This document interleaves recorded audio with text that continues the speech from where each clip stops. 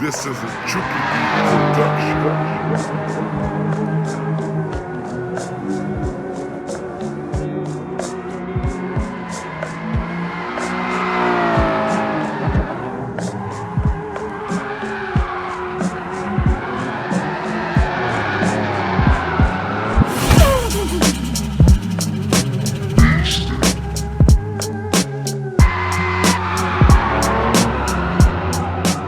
Hello and welcome back to the channel and welcome back to another GT Sport drift setup. This time round I'm continuing my coverage of update 1.53 and the next car I wanted to take a look at is the Toyota Crown Athlete. It's pretty safe to say I know absolutely nothing about this car in real life, and when I saw it was getting added to the game I didn't really know what to expect. From a track point of view, I've had loads of fun in this car, and if you haven't had a go with it yet, I really do urge you to go and try it in a typical race situation because it does work really well. But when it came to setting it up for drifting, I did struggle a little bit.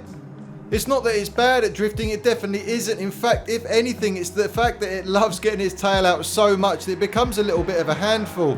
Now obviously in its normal form it doesn't really have enough power, or certainly I didn't find it had enough power to sort of tackle every single track. So by the time you do raise that power right up, like I say, it can be a little bit of a struggle to keep this one in control. So I actually found myself just trying to dull the car down a little bit more than anything else with the settings that I was putting into it, just to make it really manageable and easy to use.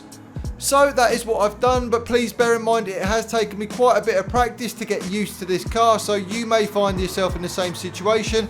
Alternatively though, this one might just suit you. It just really depends how you like to play the game and what your kind of drifting style is within GT Sport. Just very quickly before I take you over to the settings that I've come up with for this car, please make sure you subscribe if you haven't done so already. Use the comment section down below to let me know if there's any specific cars you would like to see me doing in the future, or if there's just anything else you would like to see me do here on the channel. And don't forget to hit that like button if you enjoy what you've seen today. It is by far and away the easiest way you guys can actually help me grow this channel, and I really appreciate it when you do. So for the Toyota here, I have taken the power level all the way up to the top there, so level 4 and all the way to 159%, and that's going to leave you 493 brake horsepower. Weight reduction wise, I've done the same again, so I've maxed it out there at level 4 and dropped it as far as I possibly could to 83%, which is going to leave you 1,369 kilograms. Even with the car set like that, it does have a tendency to feel quite heavy, but I guess that's what we've got to deal with. It is a big old heavy car. Traction control here is set to 0, and I've got comfort hard tyres both front and rear. The brake balance on this build is set to -2. I've got ride height front and rear as low as it can go there at 100. Natural frequency is set to 2 on the front and 1.85 on the rear.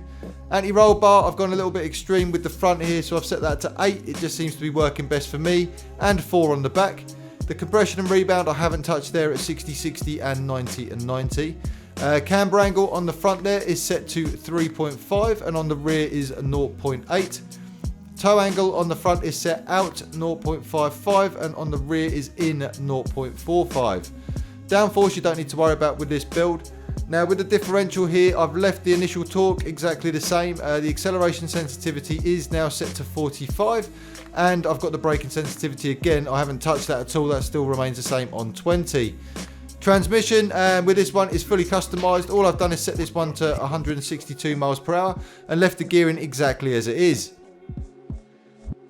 Like I say, I definitely don't think this is an easy car to get along with, but if you are willing to put the time into learning its special little ways, you will have a lot of fun with it.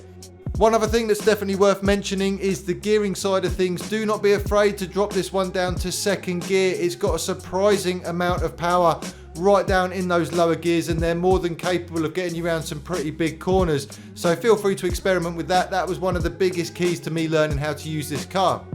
Just like always, I'm going to leave you with some more footage of me messing around with the car. I really hope you've enjoyed today's video, and I'll see you on the next one.